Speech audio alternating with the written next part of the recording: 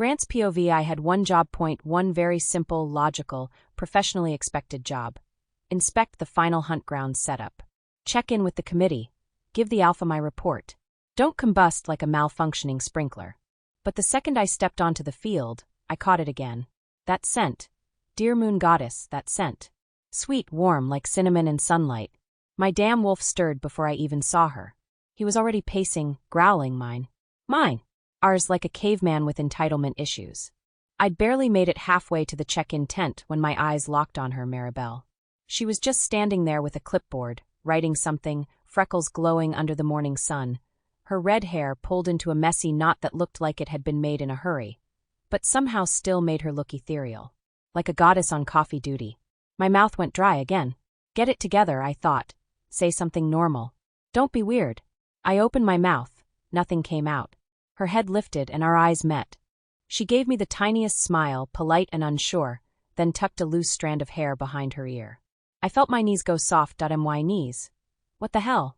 She turned back to speak with another omega, and I just stood there, staring, like a creepy statue of social incompetence. The omega beside her noticed and nudged Maribel. She glanced at me again, this time holding eye contact for a moment longer. Her cheeks flushed. My wolf howled. I was toast. Beta Grant, said a voice behind me. Xavier, of course, because fate is cruel. Please confirm you're not plotting to imprint on that poor girl's soul by standing there like a stalker. I snapped to attention. Alpha.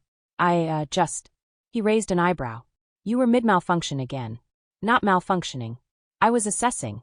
Oh, so you assessed her hair. Her smile. Her existence. Anything else you'd like to assess, while you're overheating in broad daylight? I gritted my teeth. Can we not? Can we not? Bailey has already labeled you beta glitch, and she's threatening to install pop-up lemon slices on your office door. I groaned. He laughed. You like her. It's okay. Just don't combust the next time she hands you a beverage. Don't mock me. You literally met your mate while eating cereal in the dark like a goblin. I scared my mate in the kitchen. You're terrifying yours in broad daylight. Who's worse? I am, I muttered. Maribel glanced in my direction again, like she could feel the chaos in my orbit. I forced myself to nod politely and not combust. My wolf, however, was all in. He was ready to mark her with his teeth and build her a throne out of rose quartz and granite. He had zero chill. I took a slow breath. I could do this. I just had to talk to her. Eventually, without short-circuiting. You gonna talk to her? Xavier asked, arms crossed. I'm thinking about it. He clapped a hand on my shoulder. You better move fast.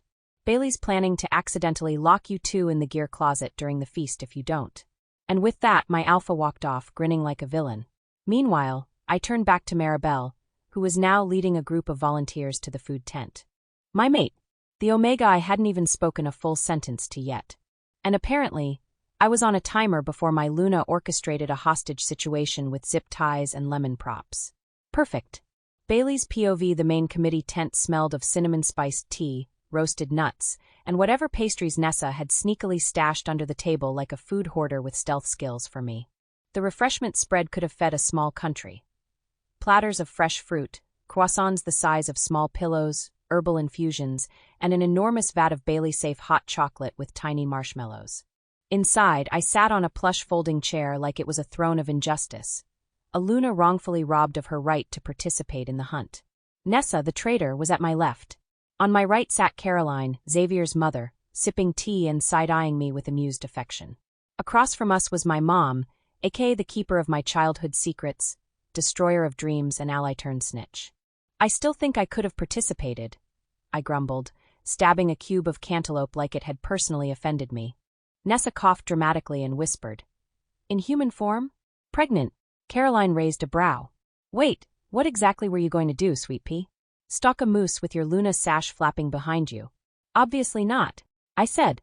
I was going to be stealthy. Maybe bring a slingshot. Or a net. Caroline nearly choked on her tea. A net, she gasped. Oh heavens, we have a Luna Tarzan on our hands. My mother snorted. Honestly, this is nothing new. Bailey once tried to catch a raccoon in our backyard using a laundry basket and a ham sandwich. I was 6, I shouted mortified. She was determined, Mom said proudly. Strong-willed from day one. The moon goddess gave me all the patience in the realm just to survive her toddler years. She bit a teacher once, Mom added. She was rude. I protested. Pen stirred in my head, equally outraged. That teacher said my glitter drawing looked like a moldy sandwich. I stand by the bite. Nessa was snorting so hard she had to step away from the muffin tray. Caroline turned to my mom. How did you not send her to live with the mountain wolves? Oh, we considered it, Mom said, taking a dainty bite of pastry. But she would have staged a coup and declared herself alpha by age 10. Pen would have helped, I muttered. Damn right I would have, Pen huffed. This whole no-hunt thing is speciesist. Pregnant wolves can still maul stuff. Pen's pouting, I said out loud. Caroline raised a brow. You mean to tell me your wolf is sulking because she can't participate in the hunt? She's making a list of ways she could still help, I said. So far it includes throwing muffins at deer and setting traps made of fruit leather. Pen huffed again. Those fruit roll-ups are a viable solution. Don't mock innovation. The tent flaps burst open just in time to save me from further character assassination, and in walked Xavier and Grant. Both paused like they knew they'd just interrupted something dangerous. Xavier's gaze immediately scanned the room until it landed on me and my pouty cheeks. You tried to argue about the hunt again, didn't you? He asked before he even sat down.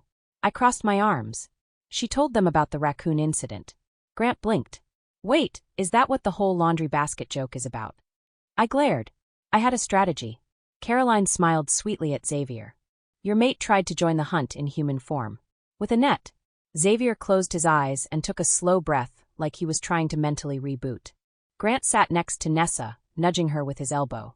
I once caught a squirrel using a bag of trail mix and a shoebox. Nessa blinked. Why? Grant shrugged. Felt like a Tuesday activity. Caroline turned to my mom. Is this the energy we're encouraging now? My mom looked around, smiled, and said, Absolutely. May the moon goddess help us all. By now, the tent was filling with captains, assistants, and volunteers. Banners were hoisted, scent-blocking oils passed out, and hunt maps displayed with pride. Outside, 150 teams were getting into formation. Teams included Grant and his senior warriors, my dad's trained hunt masters, Alpha Perry's Iron Wolves, Kale's elite squad, and even Dr. Harlow's academic assassins in color-coordinated thermal gear. Meanwhile, I was here, not hunting, with a plate of strawberries and sass. Xavier, having been unfairly banned from participating because alpha strength equals unfair advantage, flopped down next to me and placed his warm hand on my belly like it was his new favorite fidget toy. You're smug, I said, leaning into him. I'm smart, he corrected, rubbing circles into my stomach. Pen sighed dramatically. Why is he so hot when he's smug? Because he cooks shirtless, I muttered. Caroline glanced at me. I'm sorry, what now? Mom shook her head. Don't ask. I'm blocking it out. Grant leaned in. I asked him to put a shirt on once. He growled at me. Xavier smirked. My house, my pecs. I face-palmed while Pen mentally fanned herself. Lickable, Xavier whispered. I'm still hiding chocolate almonds in your sock drawer later. You're walking a fine line, Alpha. I like danger. Pen purred that I like chocolate. And as chaos buzzed around us, banners waving and teams ready to race into the forest, I sat with the loves of my life. My ridiculous wolf, my smug alpha, and my giggling family of chaos gremlins. Hunt night, the forest came alive beneath the moon's radiant gaze. A crisp summer night draped the Silver Ridge territory in warm, buzzing anticipation. The air hummed with life, chirping crickets, rustling leaves, the distant hoot of an owl. Every tree cast long silver shadows, and the stars blinked overhead like scattered diamonds. At the edge of the forest, lined with ancient pines and soft moss-covered ground, hundreds of pack members gathered at the starting line of the annual moonlit hunt. With a deep, echoing howl from the lead horn, the first shift began. Bones cracked, muscles stretched. Gasps turned to snarls as bodies folded and reshaped with practiced ease. The forest was filled with the familiar sounds of transformation, the snapping of spines, the grinding of joints, the guttural growls of wolves taking form under the watchful moon. One by one, warriors became creatures of strength and speed, pelts shimmering in hues of gray, black, silver, and white under moonlight. Claws dug into dirt, paws pounded the earth. The moment the final call sounded, the packs surged forward like a tide breaking free. Bailey, watching from the main tent, could feel the vibrations through the ground. She stood at the edge of the tent, hand resting protectively over her stomach, eyes wide with awe. Around her, the committee members and non-participants cheered and hollered as the teams vanished into the dense woods. The hunt had begun. From the tree-line, The wolves fanned out in various directions, racing over uneven terrain. Leaves crunched beneath paws, the cool air filled with the scent of prey, deer, elk, wild boar. Low growls rippled through the trees, signaling silent communications between teammates. Grant's team ran with precision, a symphony of speed and coordination. Their formation was flawless, each wolf moving like a cog in a living machine. Grant's silver-gray wolf led the charge, eyes glinting with determination, fangs gleaming as he directed his warriors toward a herd of elk. Elsewhere, Bailey's father shifted into his powerful reddish-brown wolf form. Despite his age, he moved with experienced grace and agility. His team respected him, followed his lead with trust as they tracked a wild boar through a winding creek. Mud splattered, water sloshed, but not one of them missed a step. The air was filled with breathless excitement. Howls echoed back and forth across the territory, each one more electrifying than the last. Cries of triumph mixed with the snorts and bellows of cornered prey. The wind carried the tang of sweat, blood, and pride. Inside the tent, Bailey sat wrapped in a fleece blanket, sipping warm cider. Her mother chuckled as Xavier continued rubbing lazy circles over her belly. Caroline and Nessa were in a heated debate over who would win, arguing points like fantasy football analysts. Penn, restless inside Bailey's head, was practically vibrating. "Did you see Grant's leap over that ravine? If I weren't mated..." "Penn, you're literally carrying a litter," Bailey hissed in amusement. "So, my eyes still work. Are you okay?" Xavier asked, his lips near her ear. Bailey nodded. "I'm just soaking it in. The power. The unity. It's beautiful." Hours passed like minutes. The sky darkened further, stars bright and clear as ever. Fires were lit across the pack grounds as groups began returning from the forest, panting, covered in dirt and scratches, carrying their catches with pride. Deer slung over shoulders. Wild turkeys and rabbits bundled in crates. Elks pulled on sleds crafted just for this night. Cheers erupted as the final horn sounded, the official close of the hunt. As the spoils were tallied, it was announced that 2 teams had tied for the win: Grant's elite warriors and the Southern Huntmasters led by Bailey's father. The tent exploded in celebration. Bailey jumped up and hugged her mother, Xavier lifting her slightly off the ground in a twirl before planting a kiss on her temple. Penn howled in glee inside her, proud and sassy. "See? We could have had our team win too if someone let us hunt with a net." Bailey rolled her eyes. Outside, the victorious teams were lifted on shoulders, Grant blushing slightly under all the praise, Bailey's father humbly bowing as the younger wolves chanted his name. The firelight danced in everyone's eyes, turning the night into a story to be retold for generations. Bailey looked around at the faces, family, friends, warriors, and leaders. She felt the full power of her place here, not just as Luna or mate, but as part of a living, breathing legacy. And as the night wore on and the stars blinked overhead, one thing was clear. The Silver Ridge Pack hunted not just with claws and teeth, but with love, unity, and heart. Hunt night. The forest came alive beneath the moon's radiant gaze. A crisp summer night draped the Silver Ridge territory in warm, buzzing anticipation. The air hummed with life, chirping crickets, rustling leaves, the distant hoot of an owl. Every tree cast long silver shadows, and the stars blinked overhead like scattered diamonds. At the edge of the forest, lined with ancient pines and soft moss-covered ground, hundreds of pack members gathered at the starting line of the annual moonlit hunt. With a deep, echoing howl from the lead horn, the first shift began. Bones cracked, muscles stretched. Gasps turned to snarls as bodies folded and reshaped with practiced ease. The forest was filled with the familiar sounds of transformation, the snapping of spines, the grinding of joints, the guttural growls of wolves taking form under the watchful moon. One by one, warriors became creatures of strength and speed, pelts shimmering in hues of gray, black, silver, and white under moonlight. Claws dug into dirt. Paws pounded the earth. The moment the final call sounded, the packs surged forward like a tide breaking free. Bailey, watching from the main tent, could feel the vibrations through the ground. She stood at the edge of the tent, hand resting protectively over her stomach, eyes wide with awe. Around her, the committee members and non-participants cheered and hollered as the teams vanished into the dense woods. The hunt had begun. From the tree-line, the wolves fanned out in various directions, racing over uneven terrain. Leaves crunched beneath paws, the cool air filled with the scent of prey, deer, elk, wild boar. Low growls rippled through the trees, signaling silent communications between teammates.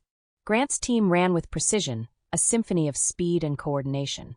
Their formation was flawless, each wolf moving like a cog in a living machine. Grant's silver-gray wolf led the charge, eyes glinting with determination, fangs gleaming as he directed his warriors toward a herd of elk. Elsewhere, Bailey's father shifted into his powerful reddish-brown wolf form. Despite his age, he moved with experienced grace and agility. His team respected him, followed his lead with trust as they tracked a wild boar through a winding creek. Mud splattered, water sloshed, but not one of them missed a step. The air was filled with breathless excitement. Howls echoed back and forth across the territory, each one more electrifying than the last. Cries of triumph mixed with the snorts and bellows of cornered prey. The wind carried the tang of sweat, blood, and pride. Inside the tent, Bailey sat wrapped in a fleece blanket, sipping warm cider. Her mother chuckled as Xavier continued rubbing lazy circles over her belly. Caroline and Nessa were in a heated debate over who would win, arguing points like fantasy football analysts. Penn, restless inside Bailey's head, was practically vibrating. "Did you see Grant's leap over that ravine? If I weren't mated, Penn, you're literally carrying a litter," Bailey hissed in amusement. "So, my eyes still work. Are you okay?" Xavier asked, his lips near her ear. Bailey nodded. "I'm just soaking it in. The power. The unity. It's beautiful." Hours passed like minutes. The sky darkened further, stars bright and clear as ever. Fires were lit across the pack grounds as groups began returning from the forest, panting, covered in dirt and scratches, carrying their catches with pride. Deer slung over shoulders. Wild turkeys and rabbits bundled in crates. Elks pulled on sleds crafted just for this night. Cheers erupted as the final horn sounded, the official close of the hunt. As the spoils were tallied, it was announced that 2 teams had tied for the win, Grant's elite warriors and the Southern Huntmasters led by Bailey's father. The tent exploded in celebration. Bailey jumped up and hugged her mother, Xavier lifting her slightly off the ground in a twirl before planting a kiss on her temple. Penn howled in glee inside her, proud and sassy. "See? We could have had our team win too if someone let us hunt with a net."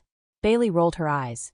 Outside, the victorious teams were lifted on shoulders, Grant blushing slightly under all the praise, Bailey's father humbly bowing as the younger wolves chanted his name.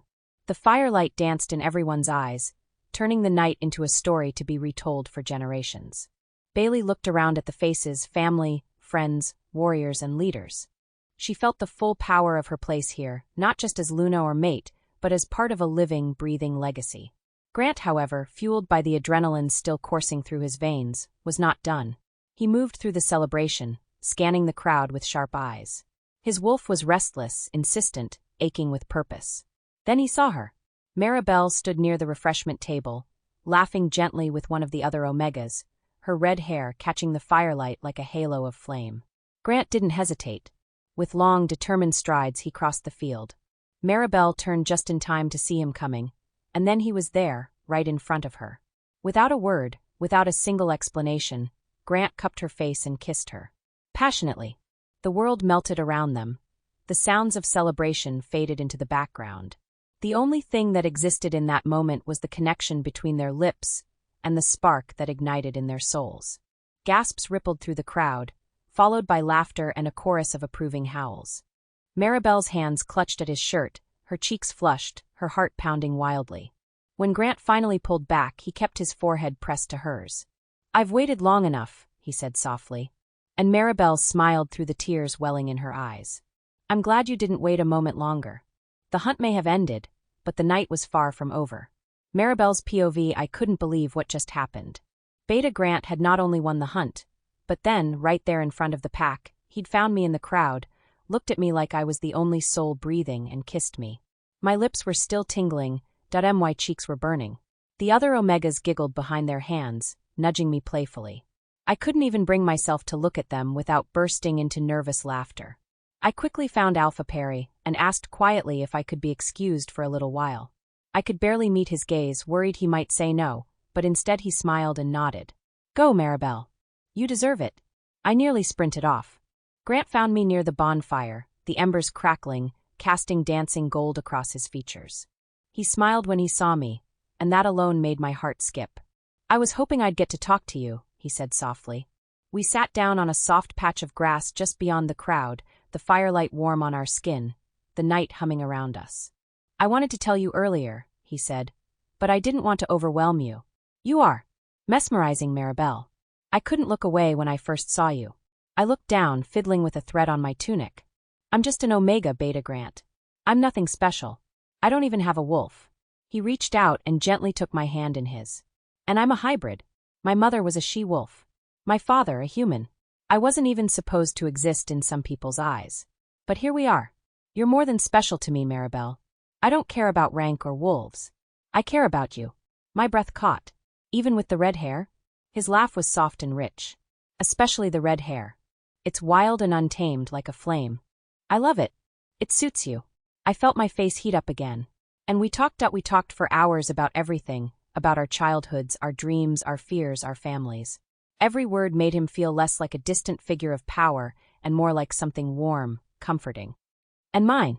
He shared stories of being raised in the Silver Ridge Pack, how he struggled at first with feeling out of place as a hybrid, how it was Xavier who always had his back, how he'd risen in the ranks not just because of his power, but because of his loyalty and honor. I told him how I'd grown up quietly in the background, never wanting to be noticed, but always watching. Always proud of my skills, not just AS and Omega.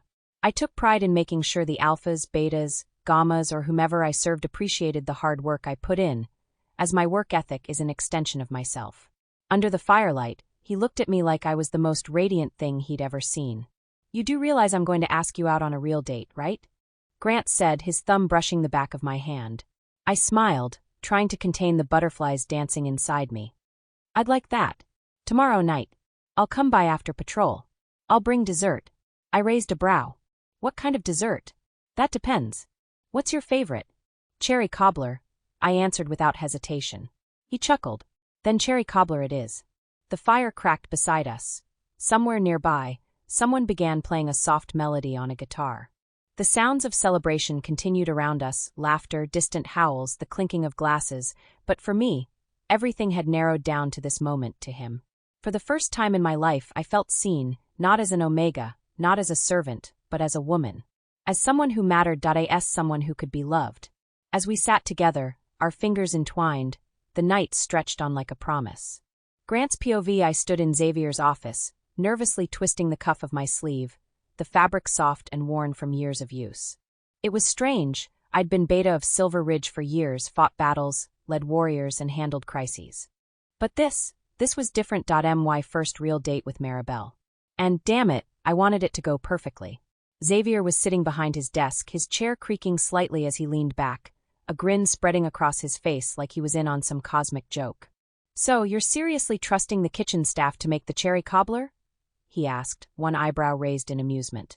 I laughed, a little sheepishly, running a hand through my hair. Yeah, I'm pretty sure if I tried to bake, it'd end with me in the infirmary. Or worse, Maribel.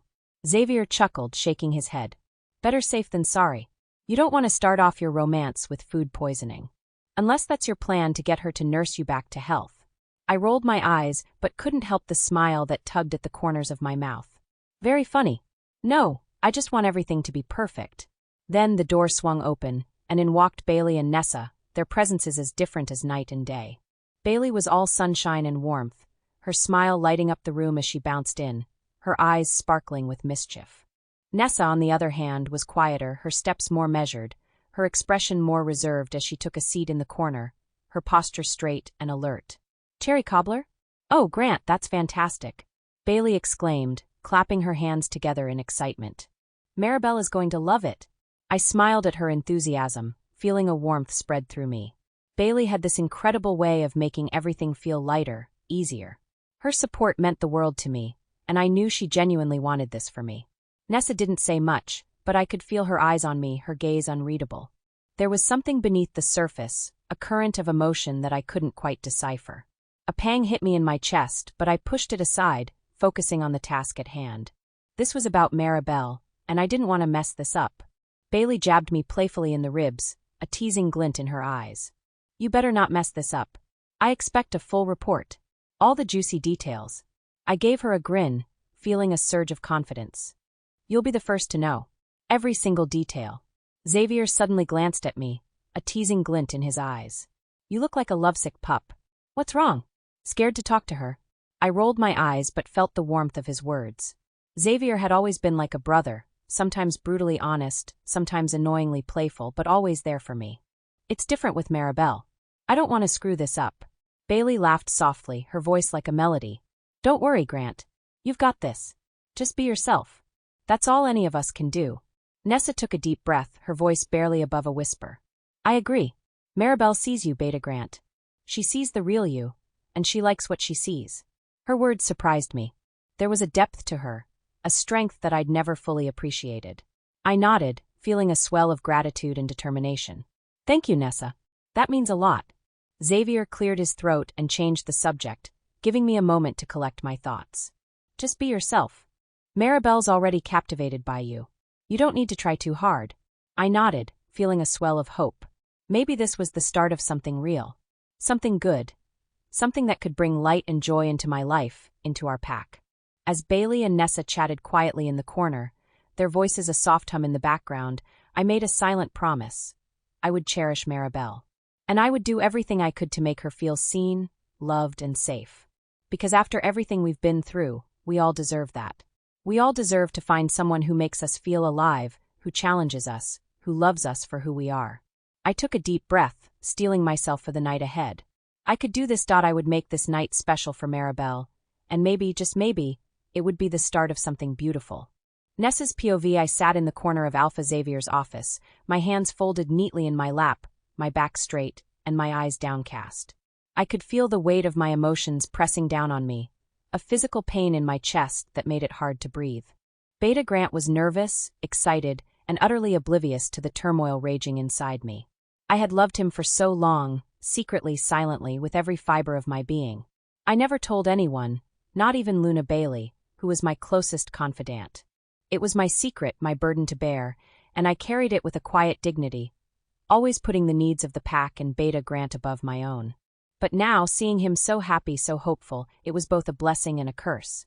A blessing because I wanted him to find happiness, to experience the love that I could only dream of. A curse because it shattered my heart into a million pieces, each one a sharp, stinging reminder of what could never be.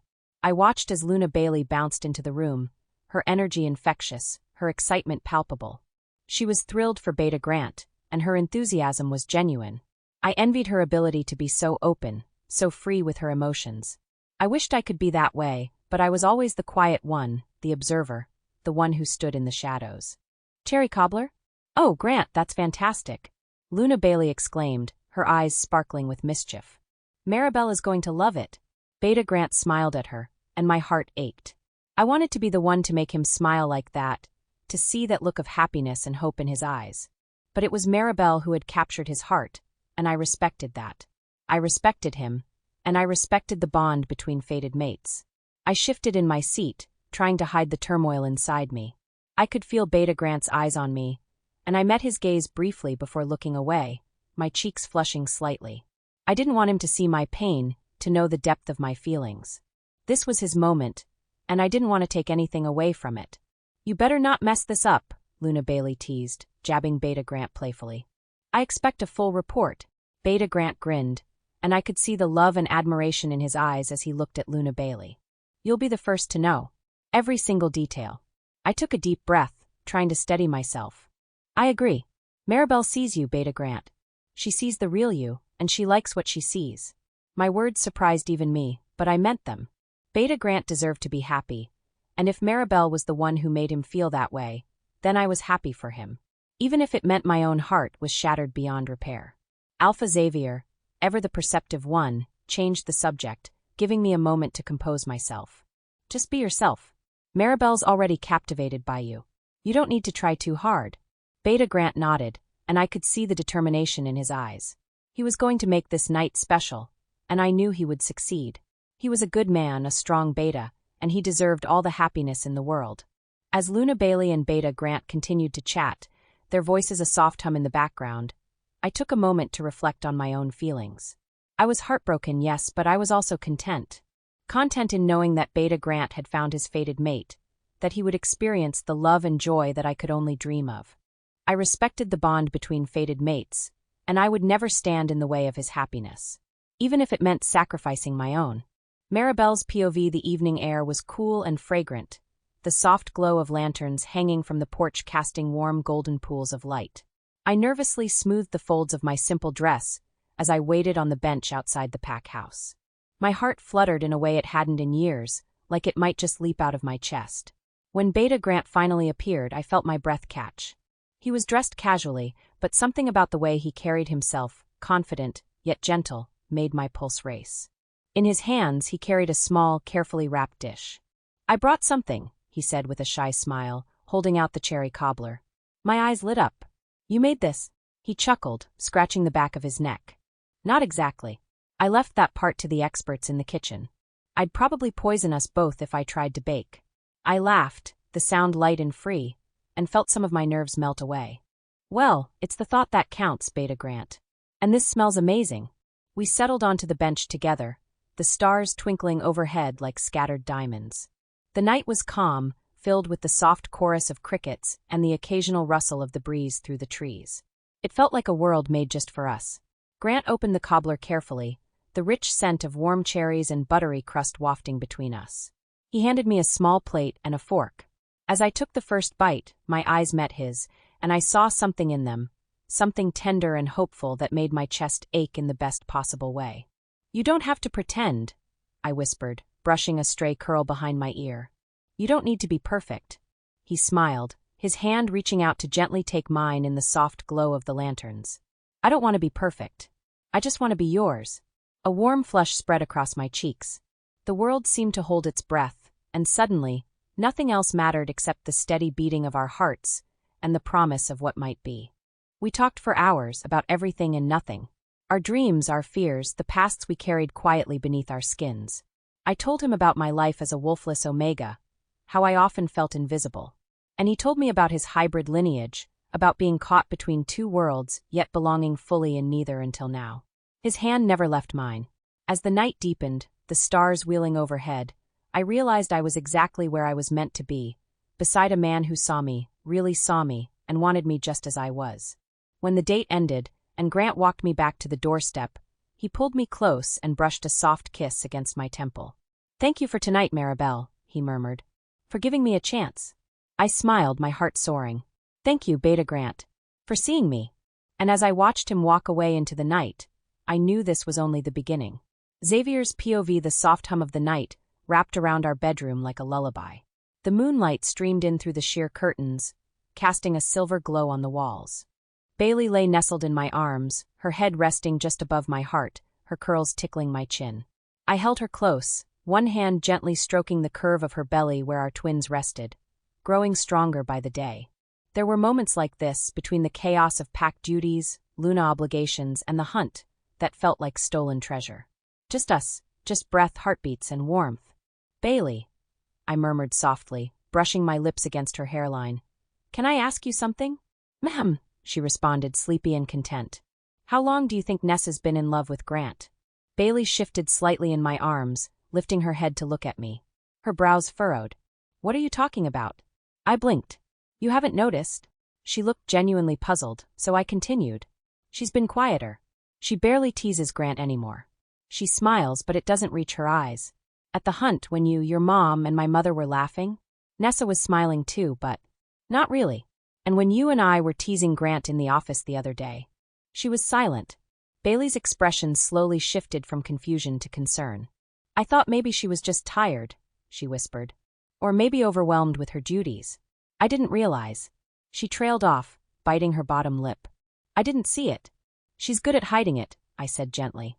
"But I see it now, especially after watching her face when Grant mentioned his date with Maribel. She didn't say a word. Just sat there, eyes down." Bailey laid her head back on my chest and let out a long sigh. "I feel awful." I kissed her forehead. "Don't. I should have known. Ness is my friend. My omega. I've been so caught up in everything, Luna duties, the twins, this new piece we're trying to build. I didn't even notice that she might be hurting." "Bailey," I said softly, tightening my arm around her, "you're growing two lives inside of you. Your entire body is working around the clock to protect them. Your instincts are shifting, your senses are focused inward. You're not failing anyone. You're just being a mother." She was quiet for a long moment, breathing deeply against me. I could feel her guilt from the way her fingers curled into the fabric of my shirt. I just hate that she's suffering alone, Bailey finally whispered. I know what it feels like to love someone who doesn't love you back. I didn't like hearing that. My jaw clenched a little. But you don't feel that anymore, do you? She smiled softly and turned her face up toward me. No, not anymore. You ruined me for anyone else. I chuckled and leaned down to kiss her lips. Good. We fell silent again, the kind of silence that felt comforting instead of empty. I'll talk to Nessa, Bailey murmured. Not to pry, but to be there. If she wants to talk, I'll listen. She'll appreciate that, I said. Even if she pretends she doesn't. Bailey snuggled back into my chest. You're really observant, you know that? Years of watching over people. It's kind of my thing. You're annoying when you're humble. I smirked. I'm only humble because if I say what I'm really thinking, Pen will tease me for a week. Bailey laughed, a full, sweet laugh that made my heart expand like it always did when I heard it. Outside, the wind rustled the trees, and I closed my eyes, letting the scent of her hair and the thrum of her heartbeat calm me. There were battles we could fight with claws and fangs, and others, like heartbreak, that required nothing but presence and compassion. And if Nessa was hurting, she wouldn't hurt alone. Bailey's POV the next morning, the sunlight stretched across the pack house like golden fingers, warming the wood floors beneath my feet. I padded barefoot through the halls, a mug of mint tea in my hands, and a calm purpose in my heart. Xavier had been right. I'd been so overwhelmed, juggling Luna duties, pregnancy, and this flood of love from a pack that had embraced me, that I hadn't stopped to notice the way Nessa's smile had lost its spark. That wasn't like her. Nessa always radiated joy like sunbeams, sarcastic, brutally honest, hilarious sunbeams. But lately she'd been dimming. And I knew why now. Grant. The realization made my chest tighten. Not because of him, he'd done nothing wrong, but because I knew unspoken love could turn heavy. And no one deserved to carry that weight alone. I found her in the garden outside the pack house, tending to the morning glories we'd planted together weeks ago. She was humming softly, but her eyes were distant, her hands moving more out of habit than joy. I walked up beside her and knelt in the grass. She looked over, offering a tired smile. Morning, Luna. I nudged her playfully. Don't Luna me like I'm not the same woman you've seen eat 3 chocolate croissants in under 3 minutes. That earned me a faint chuckle. Okay. Morning, Bailey. I smiled, then let the silence stretch between us, watching as she pulled a weed and gently patted down the soil around the flowers. I miss your smart mouth, I said quietly. She paused, glancing sideways. What do you mean? You haven't teased Grant in a week. Or called Xavier a brooding himbo. I can't remember the last time you tried to steal snacks from the kitchen and blamed it on me. She didn't respond right away. Her hands stilled in the dirt. I noticed something's off, I added gently. I didn't at first, and I'm sorry for that. But I see it now. Nessa's lips parted, but no words came out. Her throat worked as she swallowed. You're hurting, I said softly. And if you don't want to talk about it, I won't push. But I'm here. I'm always here. She was silent for a long beat, then whispered. I didn't mean to fall for him. My heart cracked. I know. I didn't even realize it until he found her. And now I feel ridiculous. I'm not even mad at Maribel. She's sweet and quiet and kind. She's perfect. It's just, I wish I didn't feel like I'm grieving something that never even existed. I reached for her hand and wrapped it in mine. It existed in your heart. That's valid. That's real. Tears welled up in her eyes, but she blinked them away. I just feel like a fool, she whispered. You're not a fool. You're a woman with a heart big enough to love someone who never saw it coming. And now you're handling it with grace and silence, even though it's killing you a little inside. She finally let a tear fall, then laughed bitterly. Gods, that sounds so dramatic. Pain usually is, I said gently. And you don't have to keep hiding it. Not from me. She looked at me, eyes glassy, lips trembling. I just wanted someone to choose me. I pulled her into a hug without a word. She melted into me, and I held her while the birds chirped and the sun rose higher. The weight of her grief pressed into my chest like something sacred. I didn't try to fix it. I just held it with her. When she finally pulled away, wiping her face, she laughed a little. Do I look like a mess? You look like someone who's brave enough to admit her heart is sore. That's strength, Nessa. Not weakness. She exhaled, and something in her posture loosened. Thank you, she said softly. Anytime. We sat together in silence, fingers tangled in the grass, the morning stretching wide and golden around us. Grant's POV Xavier sat beside me, his fingers absently scrolling through something on his phone while the countryside passed in a blur of pine and shadow. We were en route to meet Andrew, the beta of the Northern Bluffs pack, Lawrence's right hand. There were growing threats near their borders, and aid from Silver Ridge had been requested. But despite the urgency of the meeting, my mind wasn't on war strategies. It was on her, Maribel. Her laugh, her kindness, her quiet strength, and the way her hand fit perfectly in mine like it had always been meant to be there. I loved her, truly. So why was there a part of me that still felt unanchored? "You're quiet," Xavier said, not looking up from his phone. "Too quiet, even for you." I huffed. "Just thinking." "You always think. But this..." He finally looked at me, studying me with that all-knowing alpha gaze. "This is different." I hesitated, then decided to just ask. "Do you think I should have marked her already?" Xavier blinked once, then locked his screen and turned fully toward me. "You love her?" "Yes." "Are you happy with her?" "She's the calm I never knew I needed." "Then what's stopping you?"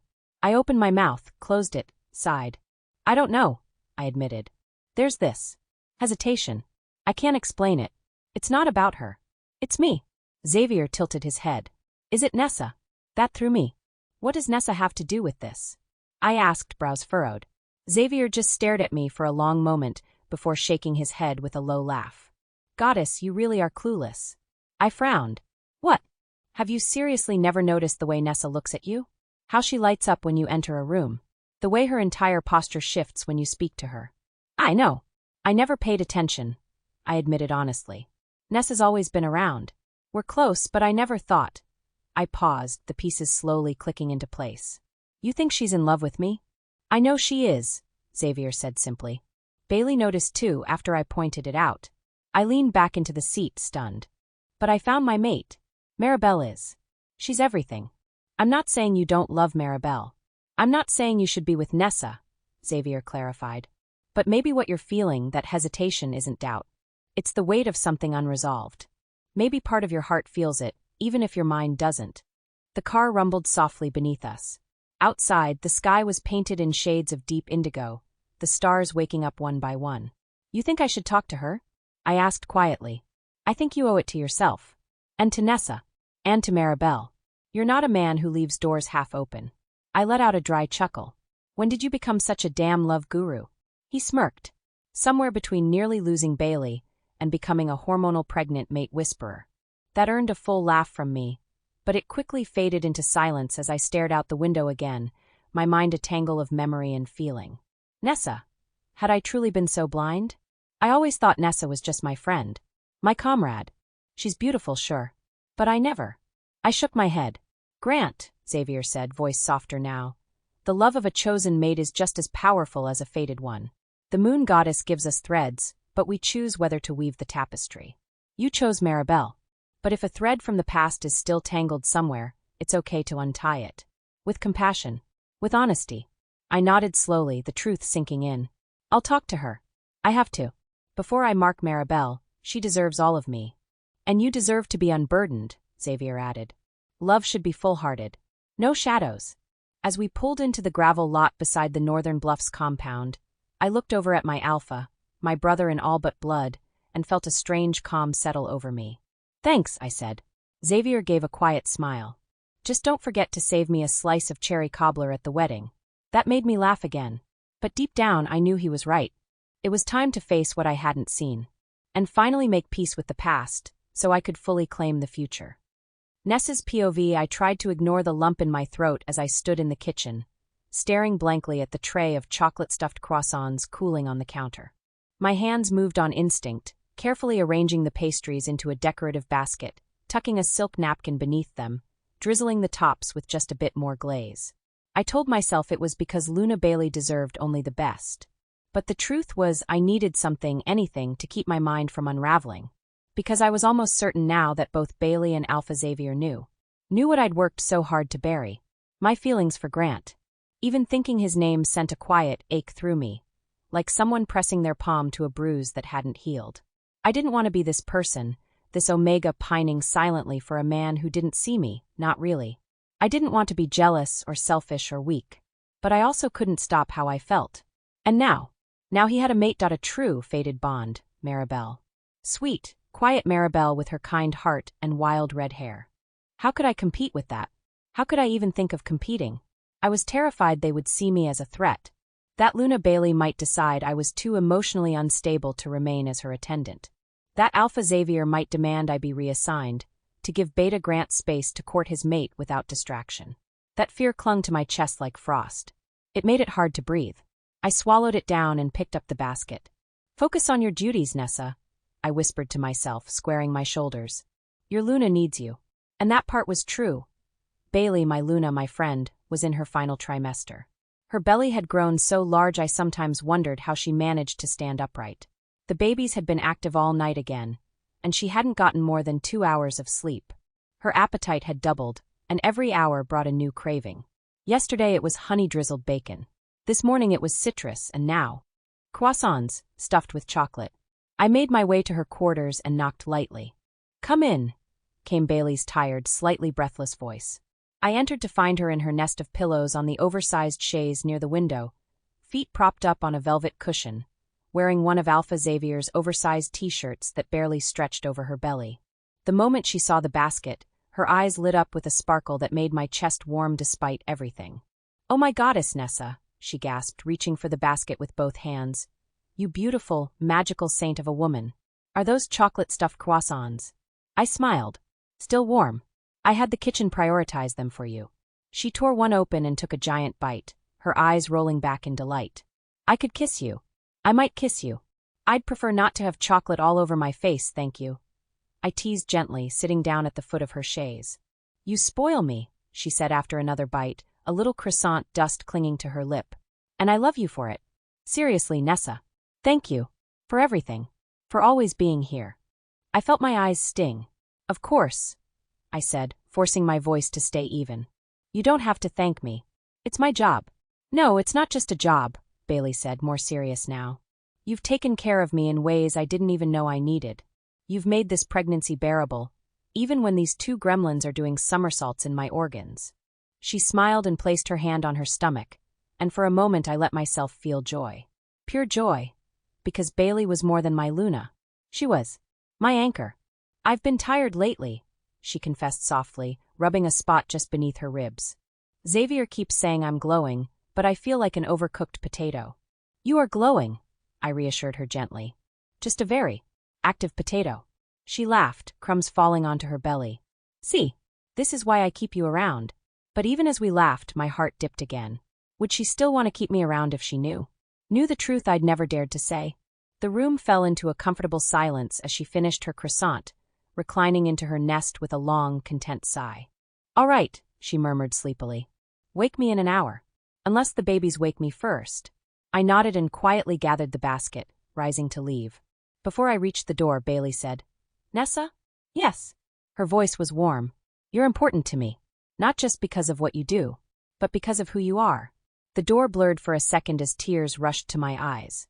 "Thank you, Luna," I whispered. But as I stepped into the hall and closed the door behind me, I leaned against it, clutching the empty basket to my chest. I didn't know what tomorrow would bring. I didn't know if I could keep hiding this storm inside me. But for now, I could still serve the people I loved, even if loving them broke my heart. Grant's POV. The conference room smelled faintly of cedar and parchment, the scent of tradition and policy. It was smaller than ours back at Silver Ridge, but the Northern Bluffs pack kept things cozy, less formal, more familial.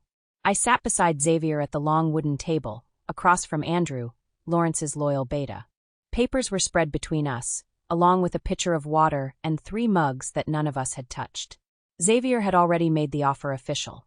Silver Ridge would send 200 trained warriors to support Northern Bluffs in their territory security efforts.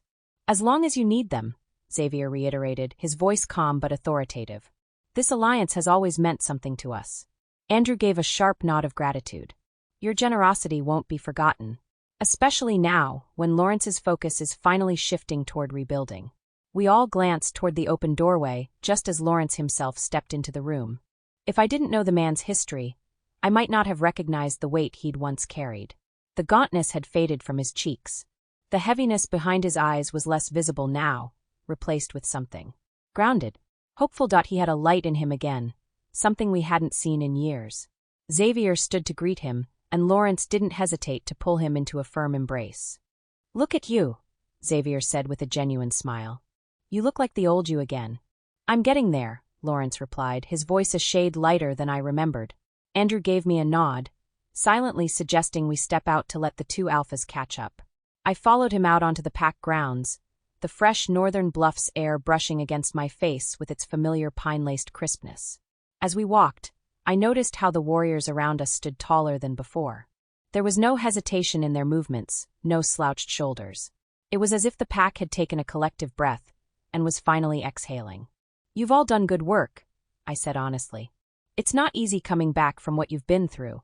Andrew smirked. "We had help, but mostly we had Lawrence finally look up again." We continued in silence for a few paces, exchanging small updates on patrol strategies and border patrol shifts. But my thoughts kept drifting back to the quiet resilience in this place. Back inside, Xavier and Lawrence were seated side by side now, mugs in hand. Their laughter greeted us as we returned to the conference room. "Chewing crayons," Xavier was saying between chuckles. "That's what pulled you back." "Chewing crayons and watching two pups argue over who owned the headless doll," Lawrence replied, smirking. "I started volunteering at the daycare. First it was just to keep busy, but after a while, I stopped counting the days. They didn't care about my past. They just wanted to build blocks and wipe boogers." That line made Xavier laugh so hard he slapped the table. "That's how you know you're healing, when the highlight of your day is deciding which color of Play-Doh you're going to confiscate." Lawrence smiled, but there was real emotion behind it. Watching them reminded me that no matter what happens to us, tomorrow keeps moving forward. Innocence is stronger than sorrow if we let it be. Xavier nodded slowly. I needed to hear that more than I realized. Then he cleared his throat, looking sheepish for the first time in a while. "I'm going to be a father." "Twins?" Lawrence beamed. "That's incredible. They're due in a couple months. Bailey's handling it like a goddess, but I'm learning to breathe." "You won't be able to resist them," Lawrence said, grinning. "Especially not when they cry. Forget being an alpha. Those babies will rule your whole damn life." Xavier groaned playfully. "That's what I'm afraid of." We all laughed together, really laughed, for the first time in what felt like a long time. It wasn't the loud, boisterous kind of laughter. It was the laughter of men who had survived grief, betrayal, pressure, and power, and had still chosen love. And in that room, with sunlight cutting across the old wooden floors and the scent of cedar hanging in the air, I realized something.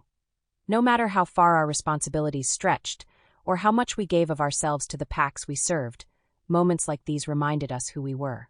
Brothers, warriors, survivors, and maybe, just maybe, a bunch of soft-hearted fools, who would one day be brought to our knees by crayon-wielding toddlers. Grant's POV, the trip back to Silver Ridge, was a blur of scenery and silence.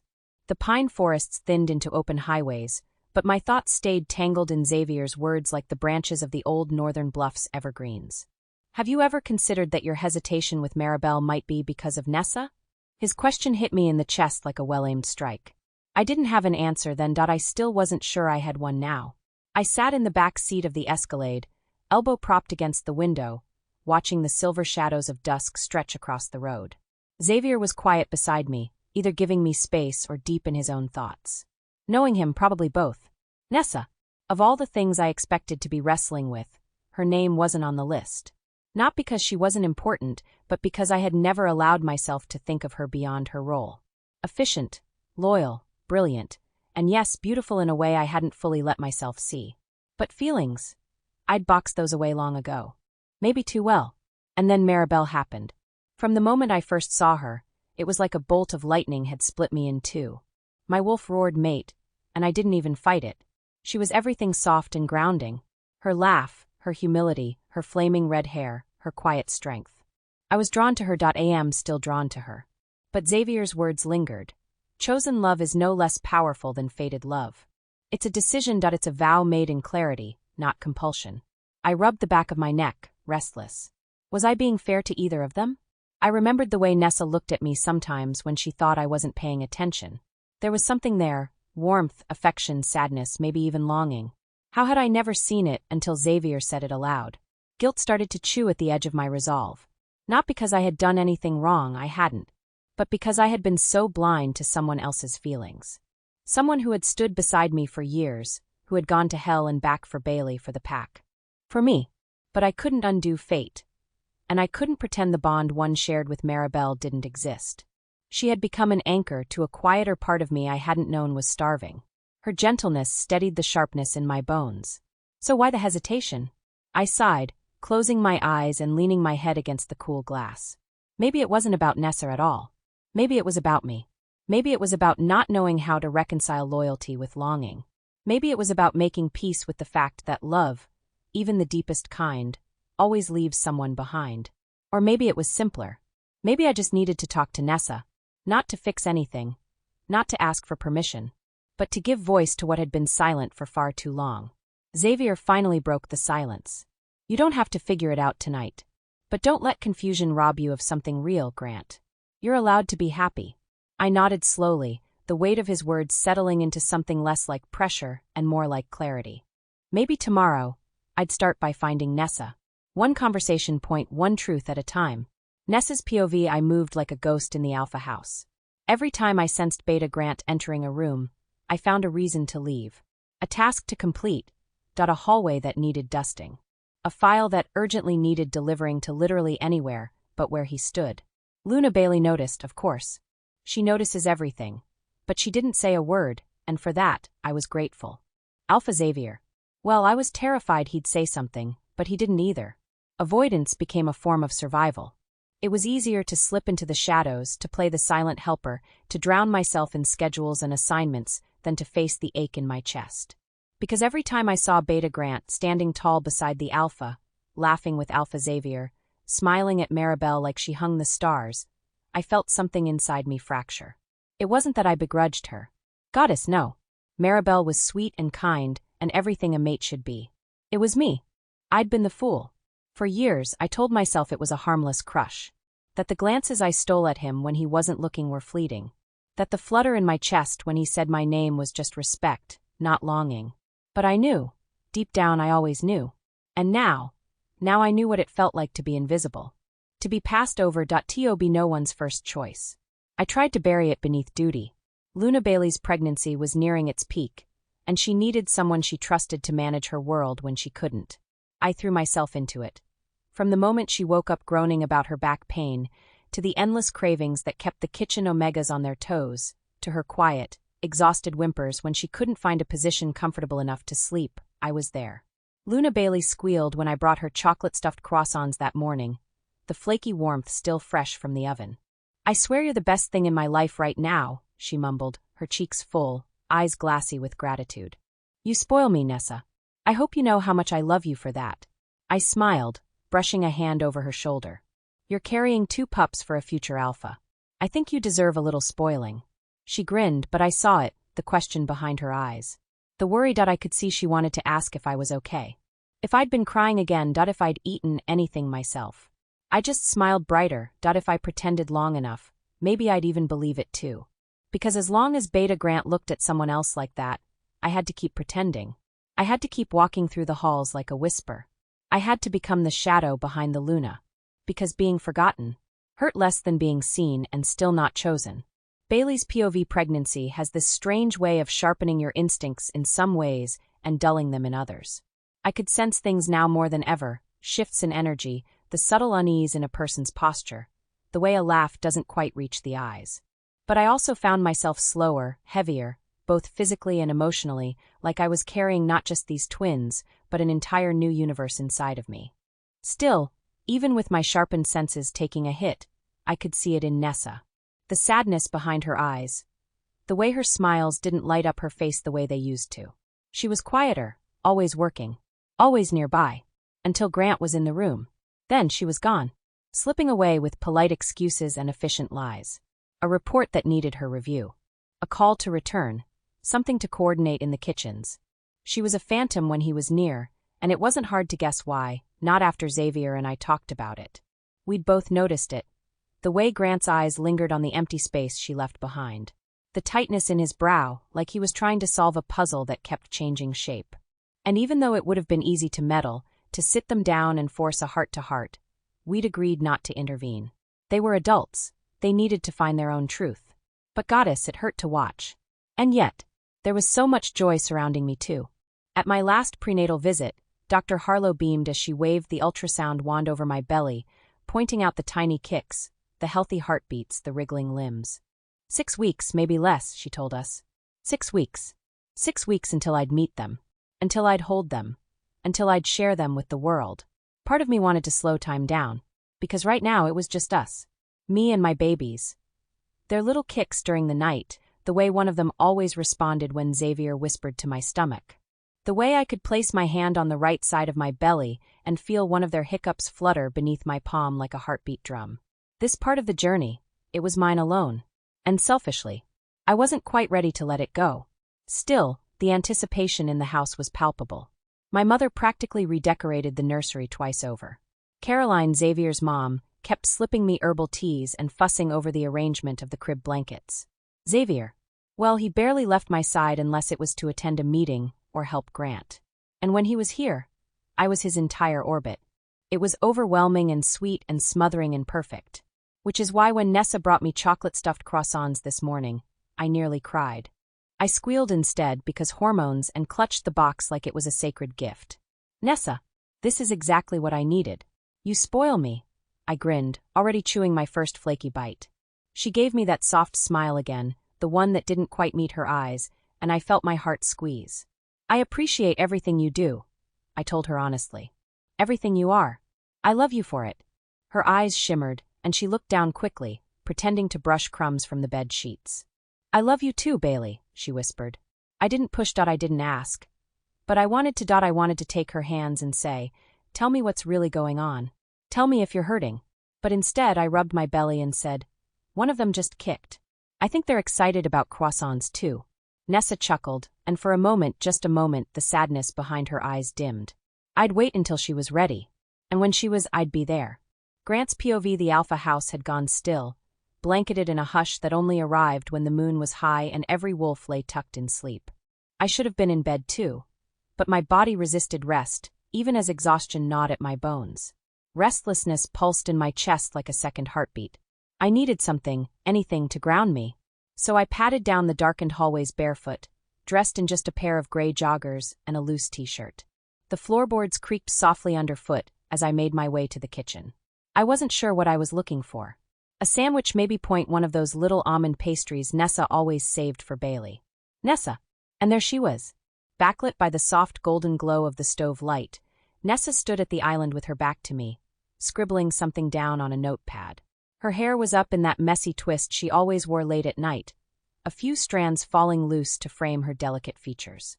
She didn't hear me at first, too focused on inventorying what Bailey might devour tomorrow. But when I cleared my throat, she froze. Our eyes met, and something in hers shuddered, guarded, unreadable. Without a word, she turned slightly and reached to close her notepad. I didn't expect anyone to be up, she said quickly, already moving to leave. But I stepped in front of the doorway, blocking her exit. Nessa, wait. Please. Just sit with me a moment. No titles. No roles. Just Grant and Nessa. She hesitated, her eyes darting to the hallway behind me as if calculating escape. But I wasn't going to let this moment slip through our fingers again. We need to talk, I added softer this time. Nessa's shoulders tensed. There's nothing to talk about. There is, I countered gently. You've been avoiding me. She opened her mouth to deny it, but I cut her a look. Direct, honest, tired. You have, I said. You disappear every time I'm in a room. You look right past me like I'm air. You think I haven't noticed? She said nothing. Nessa, I said again, voice dropping. Why are you avoiding me? Her hands curled into the hem of her blouse, knuckles white. I'm not. Please, I said, stepping closer. Tell me the truth. That's all I'm asking. And just like that, her dam broke. She lowered her head, and I watched her shoulders begin to tremble before I even heard the first sound. The sobs came quiet and sudden, like she'd been holding them in for far too long. Her hands came up to cover her mouth, like even now she was trying to silence herself. I was stunned. Did I hurt you somehow? Was I too aggressive? I didn't mean. No, she whispered, shaking her head. I'm not crying because of something you did. I'm crying because I'm happy for you. My throat tightened. What? She looked up at me then, eyes glassy, but fierce with truth. I'm happy you found love. Real love. Even if it wasn't with me. Her voice cracked, and the words cut through me like a blade wrapped in silk. I couldn't breathe. I've loved you for so long, Grant, she continued, tears slipping freely now. Since before I was ever assigned to Bailey. I watched you fight lead sacrifice. I admired you from the shadows. And you never saw me. The pain in her voice wasn't bitter. It was a quiet ache. A whisper from a wound that never healed because it was never spoken aloud. Why didn't you ever say anything? I asked hoarsely. Because how could I? She laughed, sad and hollow. You were always so focused. So poised. You saw everything and everyone except me. Her voice softened.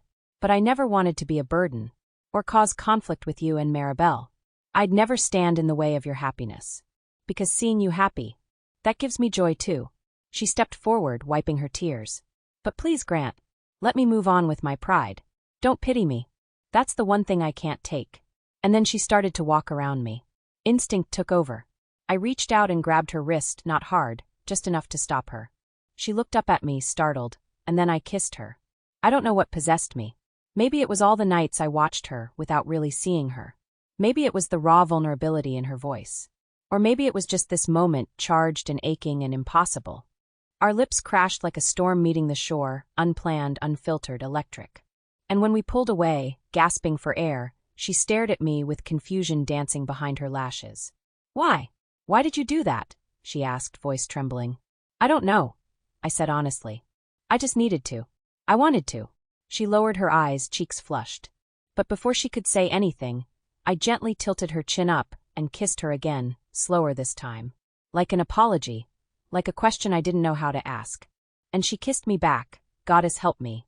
She kissed me back and it felt right. Ness's POV I didn't sleep. I couldn't. Every time I closed my eyes I saw him. Felt him. The weight of his kiss still lingered like a phantom on my lips, wild, unexpected, full of something I didn't dare name. I replayed it all night. The way his voice softened when he asked me to stay. The way his eyes searched mine, pleading. And then the kiss. Goddess, that kiss. It had torn something wide open in me. And now I was drowning in it. I wasn't supposed to be this way. Not with him, not now, not ever. I stood at the sink and splashed cold water on my face until my skin stung. My hands shook as I brushed my wild curls into a low braid. I dressed like I always did, neat, quiet, unassuming. But nothing felt normal. Not anymore. When I made my way upstairs to the main level to the Alpha's bedroom, the halls were still and quiet. The sun was just starting to rise, soft amber light spilling through the windows. Bailey was already up, reclined on the velvet chaise in the nursery she'd transformed into her morning resting spot. Her rounded belly rose and fell with each breath, and her hand absent-mindedly rubbed over the fabric of her robe. "Morning," she murmured sleepily as I entered. "Morning," I echoed, voice barely above a whisper. She glanced at me. Her brows drew together ever so slightly. "You okay?" I nodded too fast. "Just tired." Bailey didn't push, but I knew she saw it. The way my hands fumbled more than usual. The way I moved around the room with a strange sort of hesitance, like I was drifting through fog. "You're quiet today," she said softly, her gaze following me as I prepared her tea and sorted through the vitamins Dr. Harlow had prescribed. "I suppose I'm always quiet," I said, trying to smile. "Not like this." I avoided her eyes. What was I supposed to say? That Beta Grant kissed me. That I kissed him back like he was oxygen and I'd been holding my breath for years? That I'd barely survived the night not thinking about what it meant? That I didn't know what to do now? Luna Bailey accepted the cup of tea with a warm thank you and a tired smile. She sighed as she leaned back, closing her eyes for a moment. "The babies were doing flips all night. I swear they are shifting. My stomach feels like a wrestling ring." I chuckled gently, grateful for the change of subject. "They'll be strong," I said. "They're already fighting for space." Bailey's eyes opened, and she gave me a soft look. "You'd tell me if something was bothering you, right?" I hesitated. My throat tightened. I wanted to say yes. But all I could manage was a nod. She didn't press again, she never did. I returned to the kitchen later that morning, alone, to finish preparing the meal plan for the day. As I sorted through the pantry inventory, my thoughts kept drifting back to him. His voice, his eyes, the way he whispered, "I don't know why I kissed you. But I wanted to. Why did he? He had a mate. A sweet, beautiful, wolfless Omega who loved him. He had everything he needed. Why? Me?" I pressed my fingers to my lips again, and hated that I wished he would do it again. That maybe, just maybe. He meant it, and that terrified me more than anything else. Grant's POV, I couldn't focus. My head was a mess. My heart was worse. I sat alone in my office with the door locked, avoiding every knock, every scent, every excuse to do anything other than try to clear my spinning mind. The kiss. Goddess, that kiss. It wasn't supposed to happen. I wasn't supposed to let it happen. But it did, and not just once. I'd kissed her again. Again. My wolf, Leo, was just as confused as I was. He'd growled the moment I first kissed Nessa. His voice in my head had been full of rage and confusion. She's not our mate. Maribel is. But as soon as her scent wrapped around us, his fury dulled. As the kiss deepened, Leo had gone silent. Calm, even. And for a moment, he purred. That damn wolf liked the warmth of her. The scent of her tears. The taste of her lips. Now we were both sitting in stunned silence, not knowing what to make of any of it. What did we just do? I asked Leo. He didn't answer, just curled in the corner of my mind, uneasy. I leaned back in my chair, rubbing a hand across my face. I still wanted Maribel. She was my fated mate. I had no doubt about that. She was sweet, kind, everything I thought I needed. We'd spent months learning each other, growing close, sharing soft moments. But Nessa. She stirred something different. Something deep. Something primal. And now I felt guilty. Guilty for confusing her. Guilty for betraying what I was building with Maribel. Guilty for even thinking of Nessa's name in this context. I'd crossed a line that I didn't know how to walk back from it. Or if I even wanted to. The worst part, I could still taste her and I want more. And that terrified me. Maribel's POV. The night was warm. The silver glow of the moon spilling over the quiet paths of Silver Ridge. Grant and I walked side by side beneath the canopy of stars, the soft rustle of leaves accompanying our footsteps. I loved these walks. After a long day tending to the needs of Alpha Perry and his mate, this time with Grant had become my escape, my reward. But tonight, something was different. He was quiet, too quiet. I kept stealing glances at him, trying to read the expression carved into his strong features. Something weighed heavy on him. I could feel it in the air between us. We stopped near a low stone bench beneath a blooming dogwood tree. The moonlight made everything shimmer.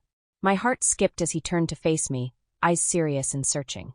Maribel, he said softly, almost like it hurt to speak. Will you stay? After Luna Bailey has the babies. My breath caught. I looked up at him, startled. He reached out and took my hands in his. I want to build a life with you. I want to claim you, make you mine fully. But only if that's what you want too. Tears stung my eyes. This was the conversation I'd dreaded for weeks. I love you, Grant, I whispered. You know I do. His hands tightened gently around mine. But my family. They're still at Blackstone Ridge, I said, trying to keep my voice steady. My parents. My younger brothers. I don't want to leave them behind. And I love working for Alpha Perry and Madame Caroline. It gives me purpose. I don't want to be in the spotlight. I don't want the responsibilities of being a female beta. That's not who I am. Tears slipped down my cheeks. Please don't be disappointed in me. These are just my truths. Grant's face crumpled, and for the first time, I saw the heartbreak in his eyes. I could never be disappointed in you, he whispered. But I want more. I want a future. And I know now that in order for both of us to live full lives, we have to let go. My lips trembled. I nodded slowly, tears falling freely. Grant stepped closer and cupped my cheek, brushing the tears away with his thumb. Then he leaned down and kissed me, soft and slow, a goodbye sealed in heartbreak. When we pulled apart, he took a shaky breath, his forehead resting against mine. I, Grant Adams, reject you, Maribel Rhodes, as my fated mate. The pain hit instantly. A burning ache ripped through my chest, like a string tethering us had been yanked out of my soul. I gasped, clutching at my heart, as tears streamed from both of our eyes. He took a step back, blinking rapidly. I will always carry you here, he said, placing a hand over his heart. But I won't stand in the way of what you need. I nodded, unable to speak, my heart shattering in my chest. Under the moonlight, we stood in silence, two souls who had loved, and now had to let go. Forever changed. Grant's POV. The night air was thick with summer warmth, the moon glowing like a silver sentinel above the quiet paths of Silver Ridge. Maribel and I walked slowly beneath the stars, the silence between us louder than any words I could think to say. I should have felt content that I had everything a man could ask for, a loyal pack, my best friend as Alpha, and a woman beside me I had grown to love. But tonight I felt hollow, and I hated myself for what I was about to say. She glanced at me every few steps, her wild red curls catching the light of the moon. I knew she could sense the shift in me. Maribel was never one to miss subtleties. It made what I had to say even harder. We stopped near the stone bench beneath the dogwood tree, its blooms glowing pale in the night. I turned to her and reached for her hands, small, warm, trembling slightly in mine. Maribel. I began, my voice lower than I intended. Will you stay? After Luna Bailey has the babies. Her eyes widened, and I felt her pulse jump beneath my thumbs. I want to build a life with you, I continued, swallowing hard. I want to claim you, make you mine fully. But only if that's what you want too. Her eyes welled immediately, and I felt a sharp pang of dread in my chest. I love you, Grant, she whispered. You know I do. But then she pulled slightly back, her expression changing, soft, sad, resigned. My family is still at Blackstone Ridge. My parents. My little brothers. I can't just leave them behind. And I love working here, tending to Alpha Perry and his mate. It gives me purpose. I don't want the title, the attention, the pressure of being a beta's mate. That's not the life I see for myself. Her voice cracked. Please don't be disappointed in me. But I was not in her, never in her. I was disappointed in fate, in timing, in myself for wanting something she didn't. I took a breath and brushed my thumb along her cheek, catching a tear. I could never be disappointed in you. I stepped forward and kissed her. Slowly, reverently, point one last time. When I pulled back, her eyes were closed, lips trembling. I felt Leo stir inside me. Angry. Heartbroken. But resigned. I, Grant Adams, reject you, Maribel Rhodes, as my fated mate.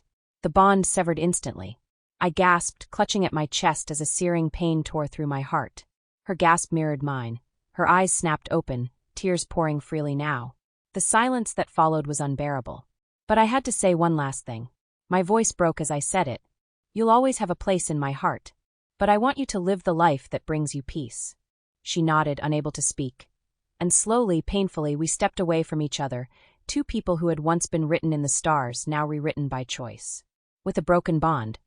Grant's POV, the days that followed felt colorless. I went through the motions, training the new warriors, sitting in on strategic meetings with Xavier, offering guidance where needed, but I felt detached from all of it. The fire inside me was there, but it flickered low and uncertain. The pack didn't notice, or maybe they pretended not to. Only Xavier saw through the thin veil I wore. He didn't say anything at first, just kept me close, like a brother would, like a man who understood grief.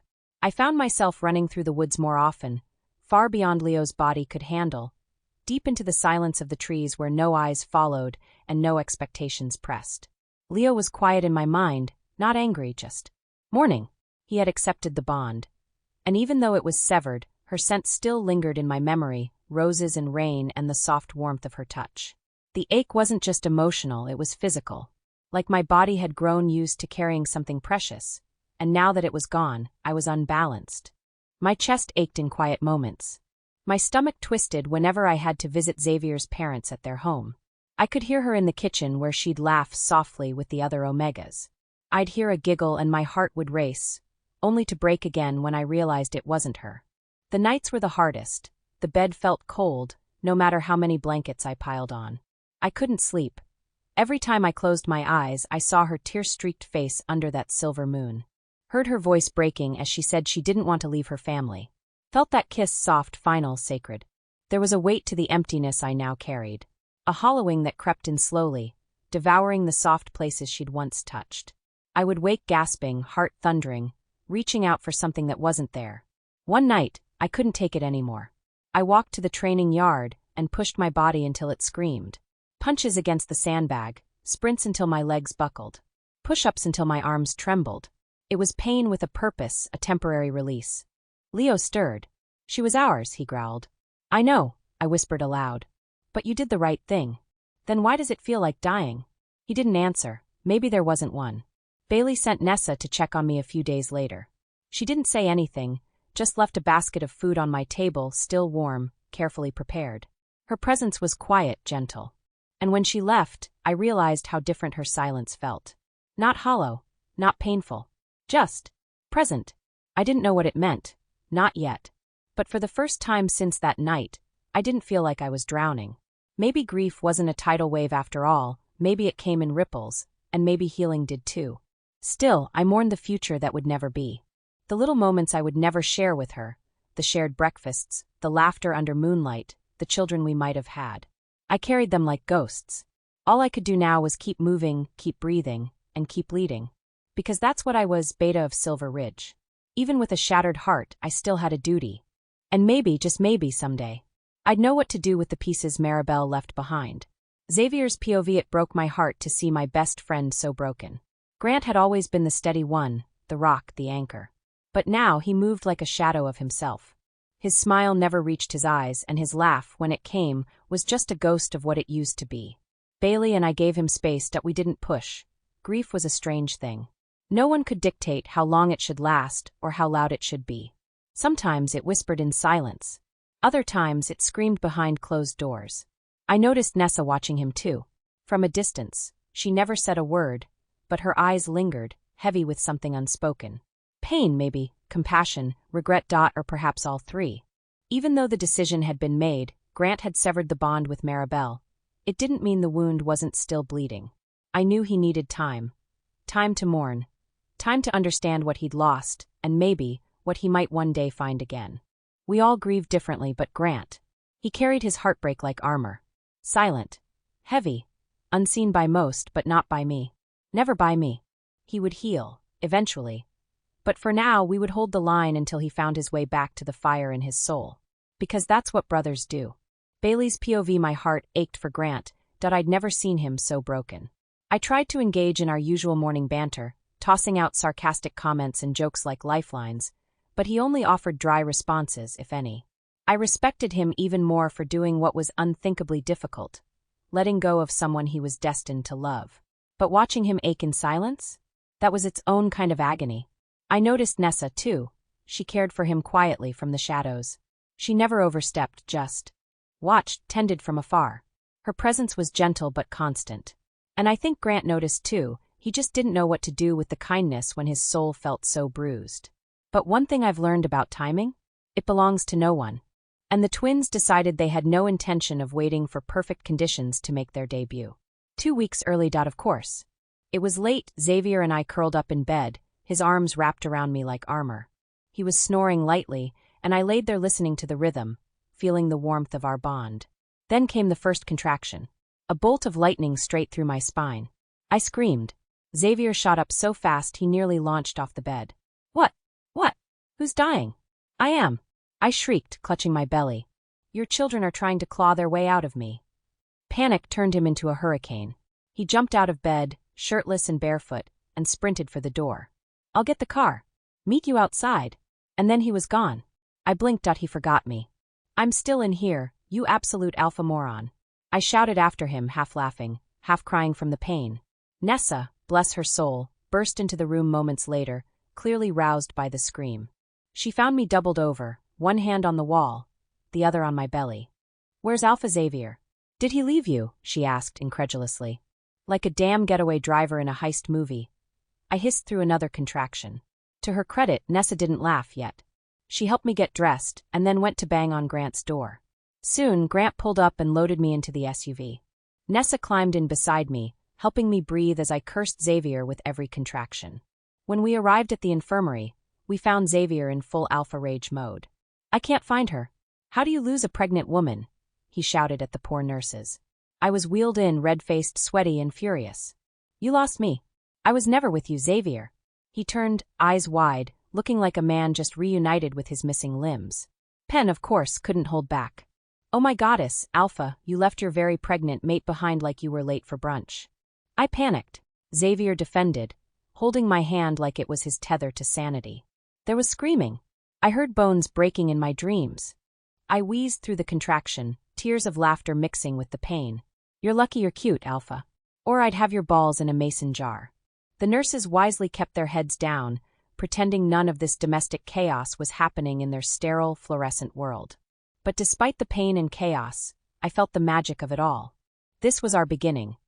And soon our children, our legacy, would arrive in the middle of the most ridiculous, chaotic, loving pack imaginable.